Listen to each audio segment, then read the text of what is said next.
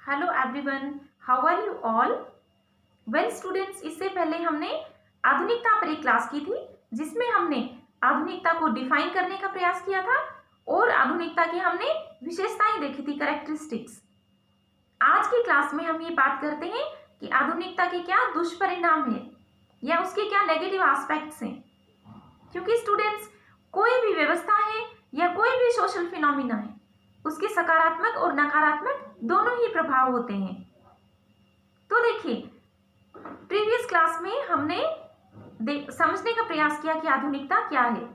तो हमने ये देखा था कि आधुनिकता है TRA से SWI की तरफ होने वाला बदलाव, अर्थात TRA सोसाइटी से SWI सोसाइटी की तरफ होने वाले परिवर्तनों को हम आधुनिकता या मॉडर्निटी कहते हैं।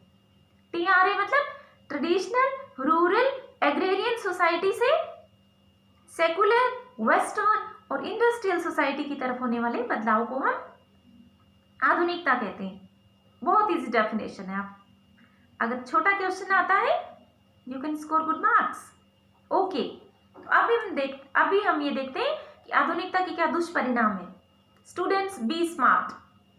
देखिए, आपके जो टॉपिक्स हैं वो इंटर रिलेटेड है। आपने पहली क्लास की है तो आप दुष्परिणाम स्वयं लिख सकते हैं। बस थोड़ा सा आपको आर्टिकुलेट करना पड़ेगा। वेल स्टूडेंट्स, हमने जो आधुनिकता के विषय में विभिन्न विद्वानों के विचारों को देखा था, है ना। हम सोशियोलॉजी के फाउंडिंग फादर्स में से एक कार्ल मार्क्स की बात कर सकते हैं।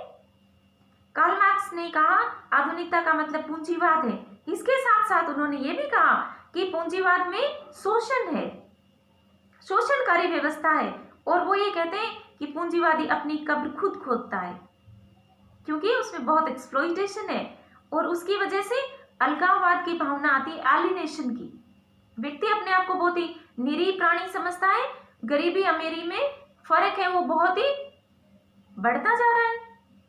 इस प्रकार से आधुनिकता की वजह से गरीबी बढ़ी, गरीबी अमीरी में फर्क पड़ा। फिर देखिए, आधुनिकता औद्योगिकरण के कारण आई, औद्योगिकरण से प्रदूषण बढ़ा और औद्योगिकरण से अर्बनाइजेशन भी बढ़ा और नगरीकरण बढ़ने से परिवार टूटे, डिवोर्स रेट ज्यादा होने लगी, न्यूक्लियर फैमिलीज टूट गए, एल्डरली लोगों को केयर नहीं मिली, वृद्ध लोगों को। इसके अलावा बच्चों का सोशलाइजेशन ठीक से नहीं हुआ, क्राइम्स बढ़ने लगे, गांव से लोग शहरों की तरफ आने लगे रोजगार के लिए, आवास की समस्या आई शहरों में, गंदी बस्तियां की संख्या बढ़ने लगी जिन्हें आप अंग्रेजी में स्लम्स कहते हैं। फिर वर्किंग कंडीशंस बहुत ही खराब थी मजदूरों के लिए, लिविंग कंडीशन बिल्कुल अच्छी नहीं थी और असमानता बढ़ी, शोषण बढ़ा जिसकी बात कार्ल मार्क्स करते हैं, प्रदूषण बढ़ा। तो इस तरह से अनेक समस्याएं उत्पन्न हुई। फिर देखिए, प्राइमरी सोशल इंस्टीट्यूशंस है वो बिखरने लगे, औपचारिक संबंध आ गए समाज में। दुर्खाइम ने भी बात की है जिसकी अनोमी की बात वो करते हैं। तो हम ये देखते हैं किस तरह से सोशियोलॉजिस्ट ने नेगेटिव एस्पेक्ट्स को भी बताया। इसमें आप दीपांकर गुप्ता की बात कर सकते हैं। दीपांकर गुप्ता कहते हैं कि आधुनिकता है वो क्या है, जहरीली है वो पश्चिमी समाजों की नकल है जो कि बहुत जहर से कम नहीं है आधुनिकता, वो कहते हैं। फिर स्टूडेंट्स, हम बात कर सकते हैं उल्रिच बेक की, जिन्होंने रिस्क सोसाइटी की अवधारणा दी और वो ये कहते हैं कि जो सोसाइटी है उसमें हम बहुत एक रिस्की सोसाइटी में रह रहे हैं वर्तमान समय में। वो बताते हैं कि प्रदूषण की समस्या, मोटापे की समस्या, ओबेसिटी जिसे कहें, मानवता के सामने ये सब नवीन चुनौतियां हैं और जो टेक्नोलॉजी का विध्वंसकारी प्रयोग किया जा रहा है। तो वो कहते हैं कि वो सेकेंड मॉडर्निटी की बात करते हैं और वो बोलते हैं कि ये जो रिस्क है मानवता के सामने, मानव अस्तित्व के सामने, उसको मिनिमाइज करना चाहिए।